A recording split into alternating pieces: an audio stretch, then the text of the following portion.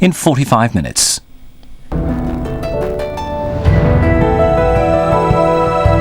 Your call counts first on BBC One, this month's Crimewatch UK with Nick Ross.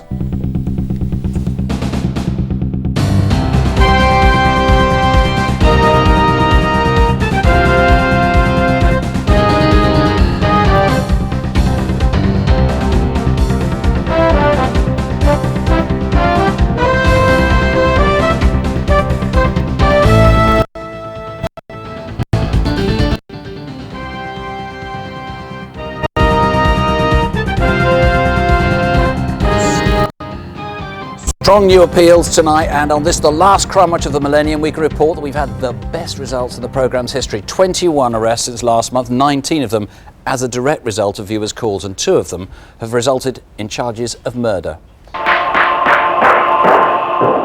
We started last month with the death of the psychology technician Elizabeth Stacey at her university in central London. We appealed about one of Elizabeth's colleagues who'd gone missing, Stephen Reed. 2 viewers rang separately after the programme. Both said they thought the man we'd described was in Brighton, Sussex. The man was found, arrested, identified as Mr. Reed, and has been charged with Elizabeth's murder. The detective team and Elizabeth's family have asked us to express their profound gratitude to Crimewatch viewers. And the baffling death of Jean Barnes in Worthing, Sussex has culminated in charges too. Someone had opened bank accounts in Miss Barnes's name, and we showed some of the documents. They made a viewer suspicious, and she named a man who was unknown to the police. He was interviewed by detectives, and he's now awaiting trial for murder. The attack on 2 young women in their car has also led to charges. The 2 had hogged the outside lane on the A1M and then, by mistake, cut up another driver. It ended in an ugly confrontation on a slip road, with one of the girls needing treatment in hospital. 3 viewers named the same person, one giving crucial details, and a man's been charged with actual bodily harm, criminal damage and dangerous driving. Then a breakthrough even before we went on air. It happened because of a trail for Crimewatch. It's the curious case of the 2 apparently good Samaritans who gave 2 men a lift home, had drinks with them, then after they left, the family's car disappeared. Where's Mum's car gone? The vehicle was later used in an armed robbery on a jeweller's shop. As a direct result of a clip from the reconstruction, 7 people were arrested and a handgun was recovered, along with a quantity of jewellery. A lazy Sunday last month, a late lunch, then 2 girls go out for a stroll. What you're about to see is the culmination of a month of deeply unsettling behaviour by a man in Woking in Surrey. Both the girls were raped. Although you're watching actors, the voices are of people who were actually involved. Whiskey Yankee to all units in the working area, particularly those in Goldsworth Park area. Description of male responsible as follows.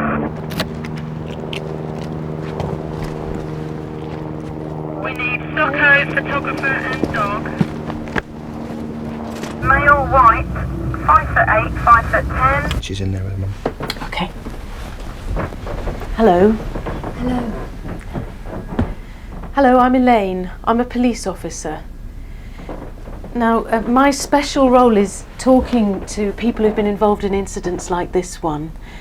So I'm going to have to talk to you a bit about this. We need to know something about this man, what he looks like. Cropped hair, almost bald, just growing through. If you want to take Smelt that, strongly of smoke take and that armed with some sort of penknife. Okay.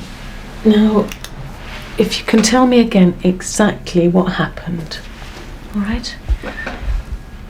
We always go for a walk on a Sunday after lunch. You know, just to chat about things. Paul who? You know the one who was in 4R with Jenny, and then his parents moved to Guildford. He had to change schools. No? He was only here for about 18 months or something. Oh, the one that used to hang around with Claire at the Arsenal. He kept looking at us, which I thought was strange because he was watching us. It looks really suspicious. Come on. I was thinking of getting my hair cut like that. Don't you dare! No. just do what I say and you won't get hurt. his voice sounded quite loud, but I think it's because he was so close to my ear. But he said the words quite calmly, softly. I said, we haven't got anything, and he said, I'm sure you have. We'll just go over here and have a look. We'll just go over here and have a look. Oh, you're hurting me. And then we were walking quite quickly across this boggy field. Yeah. And I said, you can have my mobile phone. And he said, I don't want your mobile phone. And we got over to the woods, told us to kneel down. And he was searching through my coat, and he was looking through my wallet.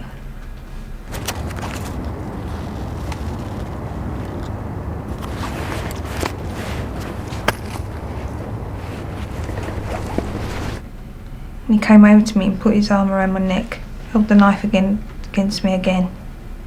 And he said to be quiet. And he said, do you understand? And I didn't say anything, and he said it again, and I said yes. And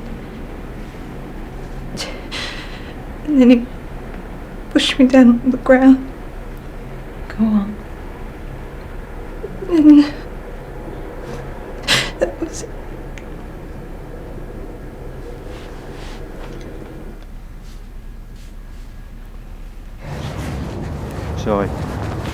Sorry. You all right? Yeah. Your wallet's by your feet. Keys are by your side. Have I got anything else of yours? My phone. I haven't got it. Must be around here somewhere.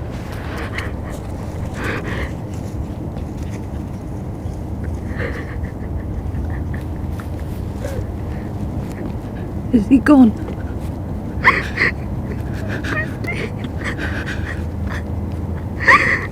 Think about everything you can remember about him, and just think for a moment and then tell me everything. He was clean shaven. He had dark rings under his eyes like shadows. His hair was like the football of Viali, but his face was different. Much bigger, not so thin. Like this? Yeah. What about the nose? No, his nose was broader. I just really hate him, and it actually makes me feel sick, like what he's done, and it makes me feel sick about him because I think only a sick person would do that.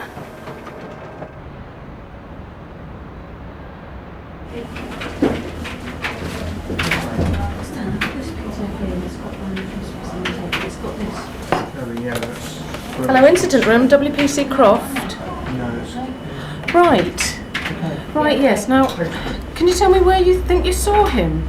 It was the 10th of October. I was leaving to go to school that morning with my eldest daughter. He was staring at me and he made me feel uncomfortable. I kept walking but kept looking round to see if he was coming any closer. Surrey police have issued a photo fit of the man they want to question in connection with the rape of 2 teenage girls in Woking. He's of heavy build and was wearing a black bomber jacket and dark trousers.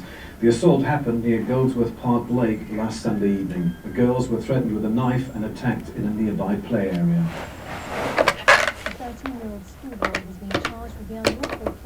I've just seen the photo fit of a man on the television who I think approached me in Virginia Water. It was Wednesday the 13th of October, and as it was a lovely sunny day, we thought we'd go for a walk and a picnic at Virginia Water. Well, you deserve the break. You haven't had one for ages. Yeah, I was exhausted. No baby.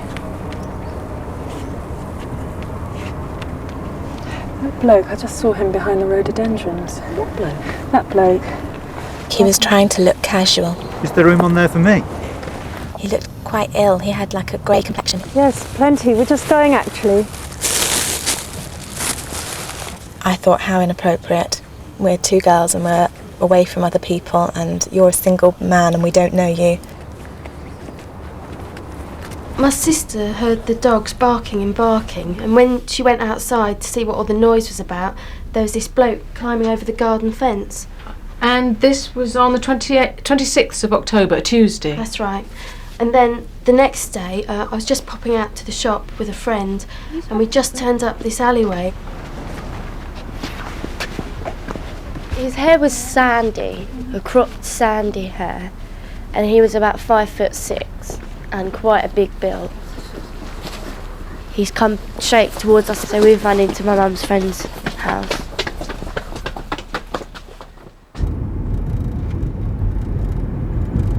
It's always on my mind. I have dreams about it. The people that know it's happened, well, it seems like they all know it's me. I don't go out because I think that he's still around. And if someone's walking behind me, I have to stop because I always think like they're going to come behind me. And I always grab hold of my mum's hand. Brian, the way he was so calm during those rapes, you think he's done something like this before? Do you reckon he's going to do something like it again? We can't dismiss the fact that he has committed similar offences before which haven't been reported yet.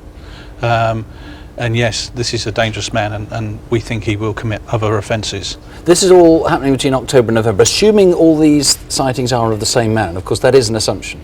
Yes. All the incidents that have been shown, the witnesses have described the man as very similar to the CD fit, and they've all happened in a very similar area or similar type location. All around Woking. And one of them, he was wearing shoes identical to these. Now, obviously, you don't want just to know who has shoes like these, because there are a lot of them. They're not that common, these Nikes, are they? No, they're Nike Attest shoes. They've only been on sale since July, and we believe the offender was wearing that when he committed the rapes in Woking. So there you've got these Nike Attest shoes, you've got that sort of man, and it's in the Woking area. Put those three together.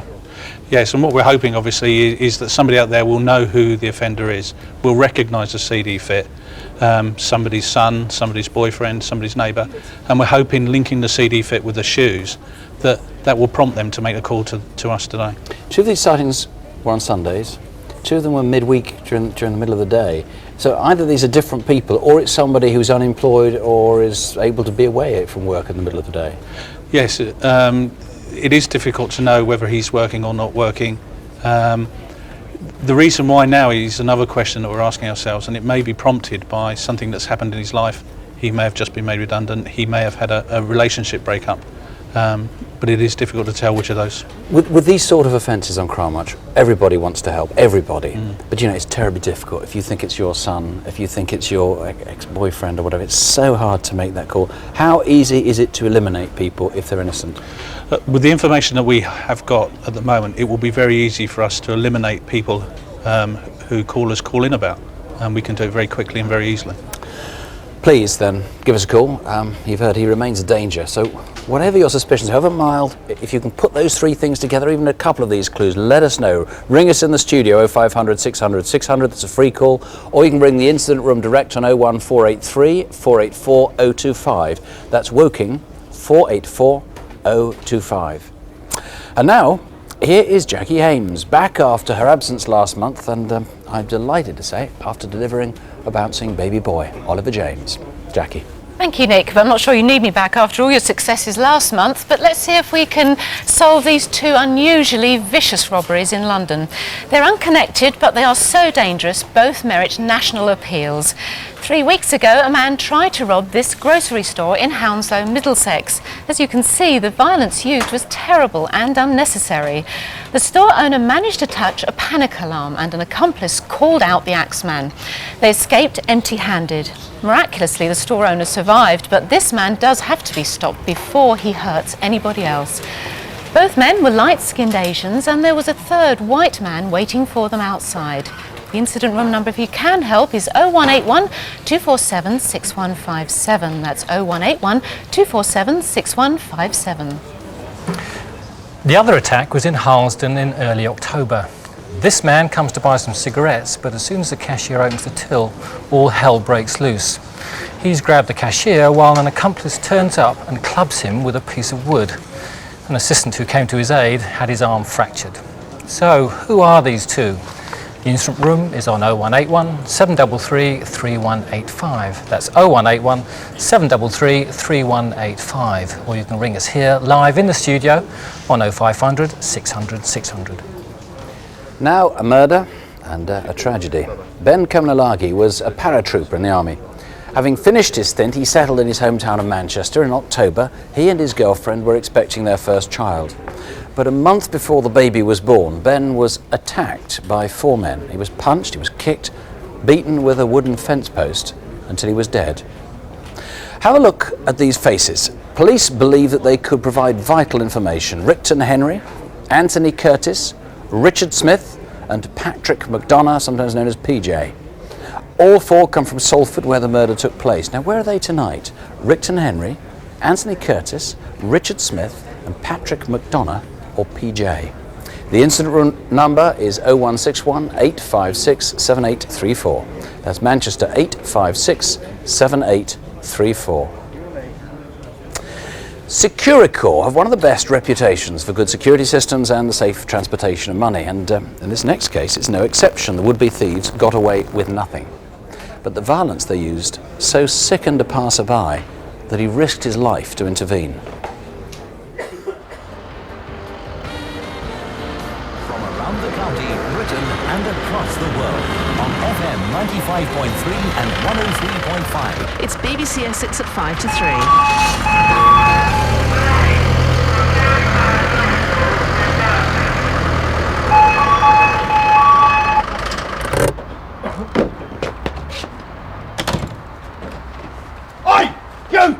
Tell him to give me that money right now! Are you listening there? Hurry up! Dad's get a move on! Just tell him!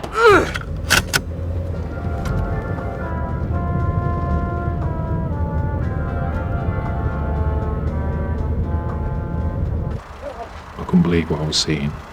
The way they were setting about the guard. I had eye contact with the one who was standing nearest to me. It's just a glaring look as if you're in the way. It was a nasty stare. Come on, what's keeping him? The bloody hell's our money!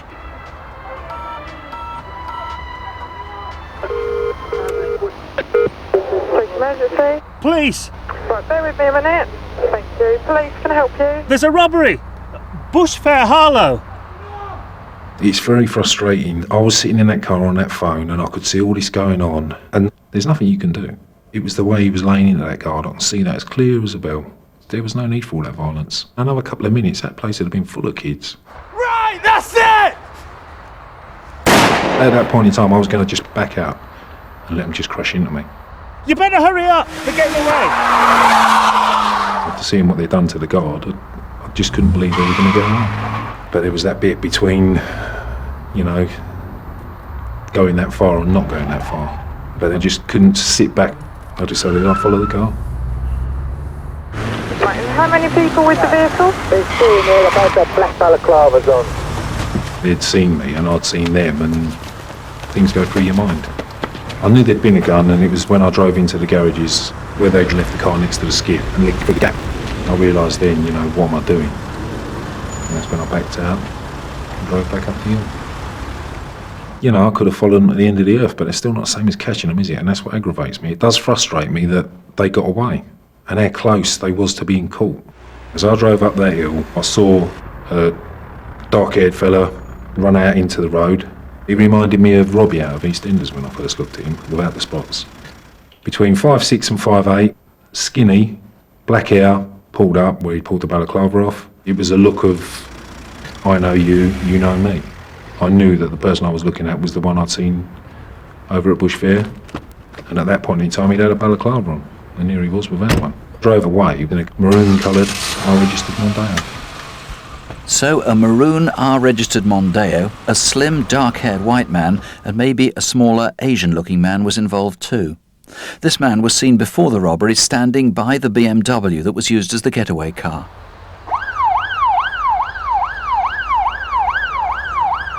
There's a £50,000 reward. The men are a public danger. If there's anything you can add, give us a call. And the number of the incident room is 01279 625 412. That's Harlow in Essex, 625 412. And you can claim that reward of £50,000 anonymously If you have information leading to a conviction, you can do that by calling Crime Stoppers on 0800 555 111.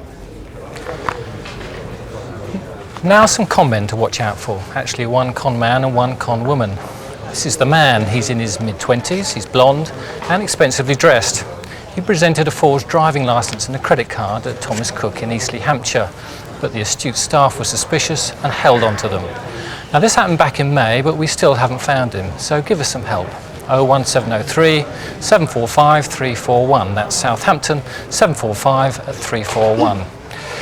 And in a separate case, the con woman is small and brunette and always seems to have a mobile phone. This is in a bank at Falmouth in Cornwall at the end of August. She's sometimes accompanied by a 6-foot, slim, clean-shaven Afro-Caribbean man. And it's possible that she's travelled widely using forged credit cards and driving licence. So who is this woman and where is she?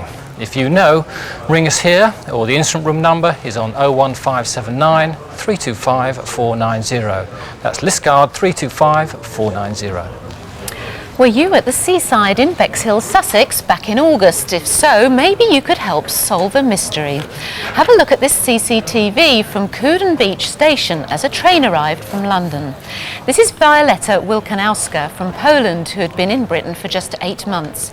Violetta didn't return home that day and her body was found 3 months later, 2 miles from Couden Beach. At present, it's not clear how she died, and that's indeed the mystery. We're keen to talk to these fellow passengers who may have seen Violetta meeting someone off the train. Did you see her that day in Couden Beach or know why she went there? If you can help, 01424 456 105. That's Hastings 456 105. We've had already quite a lot of calls with some quite strong leads, it seems, on the rapes in Woking. At least 8 names have come in, but significantly 2 separate men have been named twice. In one case, a man named twice. As far as we can check, he already has a criminal record for not dissimilar offences, so obviously that is something that's going to have to be checked fairly quickly. Let's now see if you can help with our next appeal. It's another sex attack. In fact, the Sun calls him a serial sex beast, which gives you a flavour of this. It's a young man who's been attacking women all around Luton in Bedfordshire and has struck at least once in nearby Hitchin. We know it's completely separate from the Woking offences. 14 victims have so far been identified. One was just 11 years old. So this, too, is an appeal to mums, sisters, friends, employers, anyone who lives or works in Luton or nearby. This is roughly what he looks like. In this case, the victim was aged 19. And here's another impression of him, this time as recalled by a girl of 14.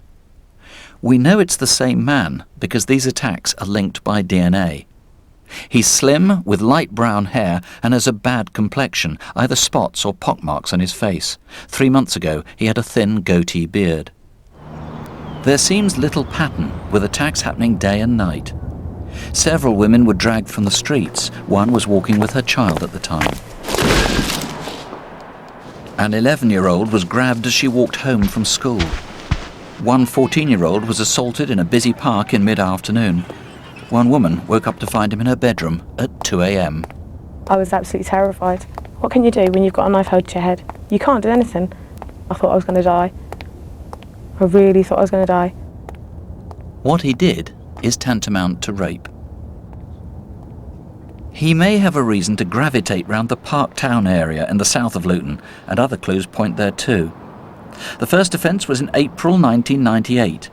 Was he shocked at what he'd done, or was he away for a year, because nothing seemed to happen then until this May? There were 2 attacks that month, and except for a break from mid-July to mid-August, they've been happening ever since. From October, he seems to have moved north along the A505 towards Stopsley and Hitchin. He's often worn a black beanie, and sometimes a red baseball cap with a yellow emblem. And in one attack, he had a leather Levi belt. This child's drawing by one of his victims shows the sort of jacket he wore when he assaulted her. A bomber jacket's been recovered from a bin in Stopsley soon after a woman was grabbed nearby. Did you put it in there innocently? Do you know anyone who used to own a bomber jacket but hasn't worn it for about a month? The attacks in the Luton area have become so frequent there's a real urgency to solving this. and a forensic psychologist has been brought in to compile an offender profile. This man may be likely to regard his victims as sexual conquests, and he may have bragged to others about them. In fact, he'll have little real sexual experience. He seems naive about sex, and if he's had a girlfriend at all, it will have been a difficult relationship.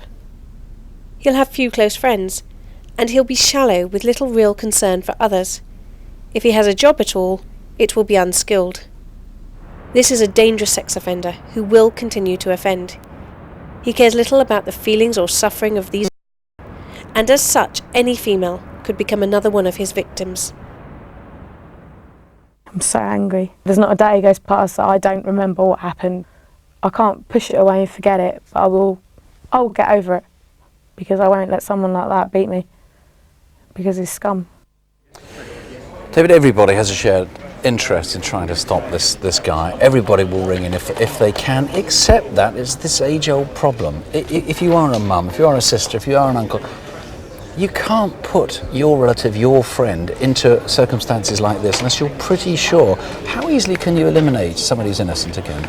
Very easily. This is the first time we're publicly stating we have DNA evidence, we can link the offences, and therefore the relative shouldn't have any fears whatsoever in coming forward to us with information. It is vital, in fact, they do so. This man will attack again, and he will attack victims, women victims. He either lives in Luton or he's got very, very strong links there, but I think a couple of the witnesses said he had an Irish accent. Lucky there are quite a lot of Irish people live in Luton. That's quite correct. The two victims were in fact Irish, and were adamant that they were Irish. Other women have in fact been equally adamant that he's got a local accent, so he could be mimicking an Irish accent, but he certainly has very strong connections with the Luton area. The profiler warned that not all those items, those aspects that he'd identified are going to be true necessarily. That's right. That anybody who's watching who can identify 2, 3, 4 of them, put them together with somebody who looks like that, someone who's in the Luton area, that's the sort of person you want to call in. Definitely. They've got to use their imagination with the defects and have the confidence to know we can eliminate anybody that's innocent, so they can have the confidence to do that and to contact us straight away. He'll have very few friends, profile, I think, so it's going to be quite difficult in some respects. It's going to be an ex-girlfriend if you have one, it's going to be the family, probably, right. But he is going to be something of a lone, you think. I know you said this has had a terrible effect on the victims. You've dealt with many rape cases, but this has had, if anything, an even more traumatic effect. Irrespective of the age, from 11 through to 30, the women have had a terrible effect. It'll haunt them for months, and the only thing that's going to help them and help other women is the arrest of this individual. We need the public help to do that, and I have every confidence that they'll come forward and pass these details for us. Well, please don't assume someone else is going to make that call. If you know anything, please make the call yourself, even if you suspect something. The studio number, the free call is 0500 600 600. Call us any time tonight. Or the incident room, 01582 394 147. That's Luton, 394 147. And if you've been a victim of this crime and haven't reported, or indeed of any crime and would like to talk to someone about it, you can ring Victim Support Line, and there'll be people there taking calls until about 2 a.m. And their number is 0845 30 30 900. A 19-year-old has been convicted of grievous bodily harm with intent after a shocking attack on a man in Camden in North London that we featured back in March. Jahangir Mir was sentenced to life, not only for the Camden stabbing, it was found he'd knifed 3 other people in a separate attack in Berkshire. The judge, Timothy King, said, "I commend BBC Crimewatch UK for bringing this man to trial." 2 Crimewatch viewers came forward as new witnesses after a baby was abducted from his mother in Bradford. Their evidence, together with forensic clues, has led to 6 men being charged with kidnapping. But the little boy, Daniel, is still missing. And a tragic case from February when a motorist, Danny Sargent, was killed on the M25 by a chunk of metal that burst through his windscreen. It came from a lorry's brake drum, and when we showed CCTV of the lorry, 100 viewers rang with suggestions about who owned it. As a result, it was traced to a company in Cambridgeshire. It turns out the business has a first-class reputation, the vehicle was properly maintained, and the driver was unaware of what had happened, so there are no criminal charges. But the family can now claim for civil compensation.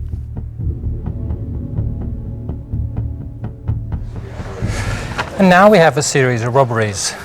This loud and particularly aggressive man has attacked building societies in Derbyshire, Gloucestershire, Leicestershire, Hertfordshire and Berkshire. He has very fair hair and a noticeably pale, thin face. Somebody watching must have an inkling who he is. Take a really good look. If you recognise him, then ring the incident room number on 0116 248 5055. That's Leicester 248 5055. He's over 6 foot, thin, urbane, in his 50s, knows a lot about jewellery and maybe trades in it. If that's anyone you know, take a look at this. It's a man who's been frequenting jewellers in Harrogate and Halifax, and while the shopkeeper's distracted, been stealing rings and bracelets, and perhaps oddly always leaves a cheap version in its place. Look at him closely. Has he been in your shop? Do you know who he is? 0500 600 600, or you can call the incident room on 01423 539 431. That's Harrogate 539 431. Can you imagine the terror of working in a bank and a man handing you a note like this? It's been forensically treated, but it warns he has a bomb and demands money. It's badly written and badly spelt, so take a closer look at the word minutes. And do you recognise the rounded E's or the B's in the words bomb device? Take another good look. Can you tell us who wrote this? And here's the man who's used it. We've caught him on camera as he ran out of a bank in London's Baker Street. Is this him on the tube platform? The number for the incident room is 0171 387 0354. That's 0171 387 0354. Or on all three of these cases, you can ring us here in the studio 0500 600 600. Now 2 reappeals. They're both murders, they're both cases we want to keep on coming back to until they're solved. You may recall that earlier this year, a Swedish tourist, Maria Wodzinitsky, was dragged to her death from a bus in central London. Though it happened in March, detectives are still hoping they're going to hear from witnesses tonight. But also there's a growing possibility that in the months since Maria died, you or somebody has been hearing rumours.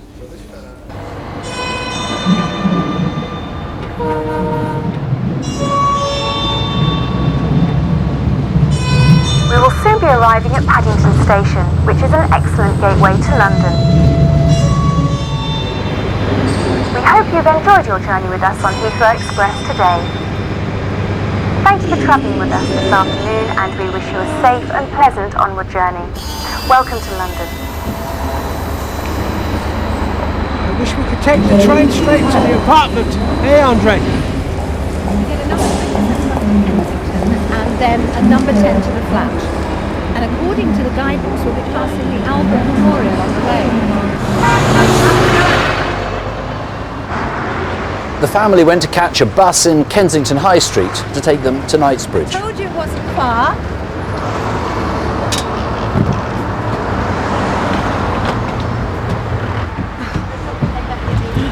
When the family got on, they were holding the whole bus up with an enormous amount of luggage. And the bus conductress got very upset. Fred, I'm going to have to ask you to put those in the luggage rack so you'll cause an obstruction. Well, we're only going a couple of stops. It doesn't really matter, I'm afraid. I knew you'd bought too many things. I'm nearly there, don't worry. Shall I take this? If you don't mind. I do distinctly remember seeing him and saying, well, that's an extraordinary handsome chap. He had close-cropped Afro-type hair and a fairly tanned, dark skin.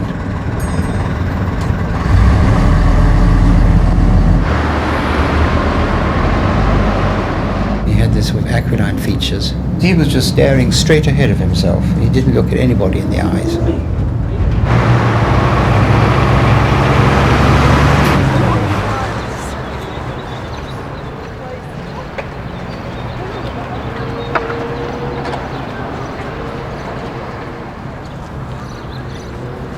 Just after the Albert Memorial at the junction with Exhibition Road, with the conductor upstairs, an attempted handbag snatch. Nearly there, Andre.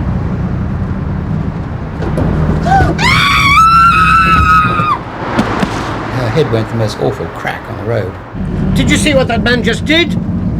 I jumped off. A van came along, and I thought, my God, he's going to hit her. I could see him running across the road. He was tall, I should think he was over 6 feet. He was slender. He had a sort of broad forehead and fairly high cheekbones and an aquiline nose.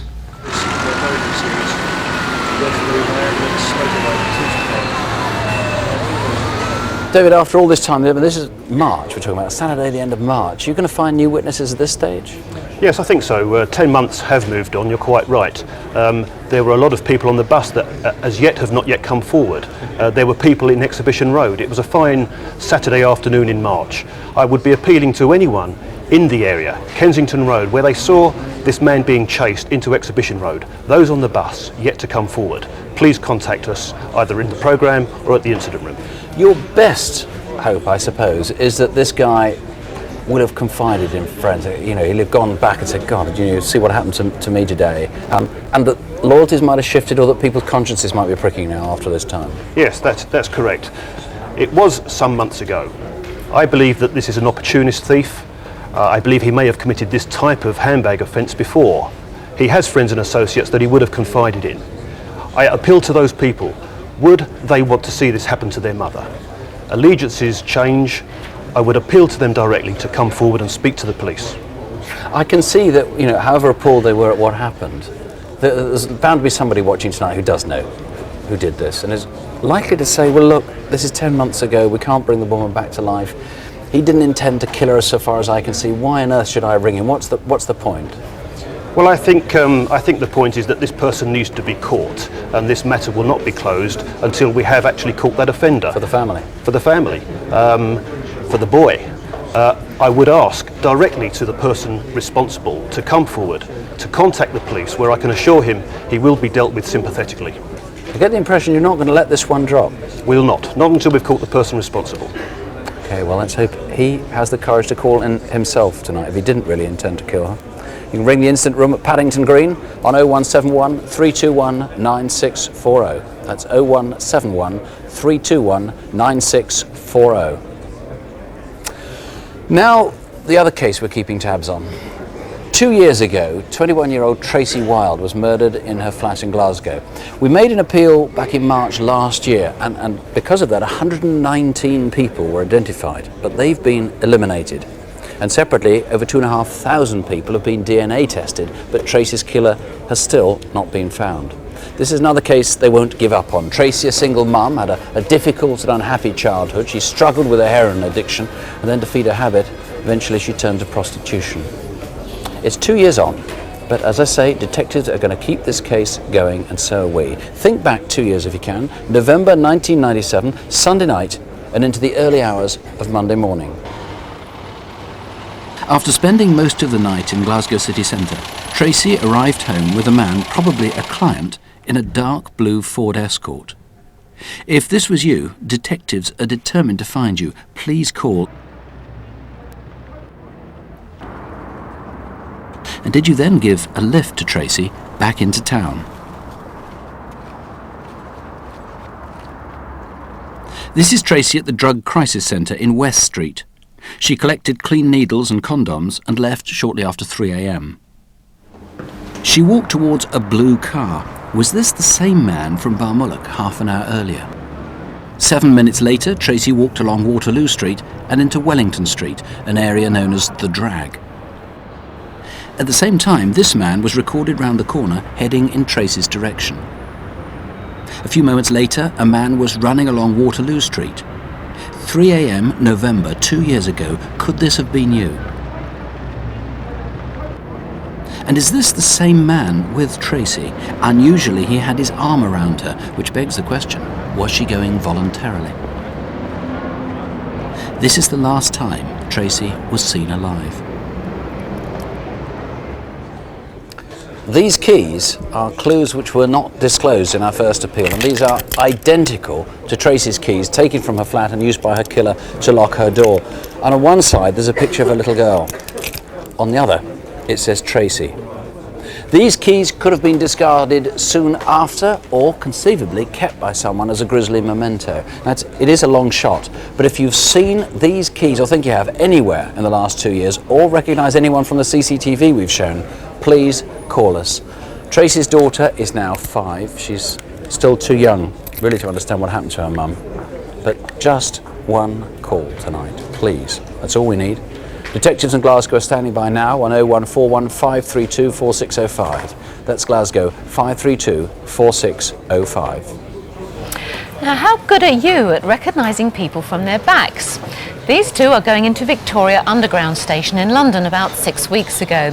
Now, we need to eliminate them from a savage knife attack. A hotel worker was getting into his car in Grosvenor Road near Victoria at the end of October when someone slashed his face from mouth to ear. Not realising how seriously he was hurt, he fought back and his assailant ran away and left this Nike baseball cap. Now, did you witness the attack? Then these two were seen going to the tube station. These images may help, although we have only half of one of the faces. This really was a horrendous attack, so please, if you can help, call the incident room on 0171 321 6872. That's 0171 321 6872. Now, we're still in London, but this time where a huge drugs operation has resulted in the arrest and conviction of over 20 dealers in crack cocaine and heroin. But to finish this inquiry, we'd like to find 3 more men. Now, this is Everald War, but his street name is Jew, that's spelt J-U. And you know who this is standing beside him. We don't have his name, but it's a very good picture. And this third man, he's Dennis Francis, street name Nans, and he's got a scar on the side of his head and one on his chin. If you know any of them or where they are, then call us here in the studio or ring the incident room on 0171 232 6133. That's 0171 232 6133. Let me tell you a little more about the calls we've had on the man who raped 2 girls in Woking in Surrey. I said that we'd had 2 calls, 2 names rather, that had been mentioned by 2 separate callers. We've now had 5 separate names suggested by multiple callers, but one of them has been suggested 3 times, and in one case a prison officer has rung in and said he recognised the fit, and a lot of these seem to be linking together, and that's true too on the Luton sex attacks. Now, frankly, we've had one piece of information I'm going to have to be very careful about. It comes from a prison officer, and a police officer rather, and it really ties in so many different pieces of information. It looks very, very promising indeed. We've had about just under 60 calls on that one, 6 names, and actually 2 of those calls now, just in the last few moments, another one's come in, which again ties in, so that is looking very promising. On Ben Kamanalagi, his murder, we've got a very, very high quality of calls there. Again, that may result in some actions tonight, so I'm not going to go into any details. And take a look again at some of the other faces that we're looking for tonight. This is the man who attacked a shopkeeper with an axe. This is the blonde con man who tried to get foreign currency with false documents.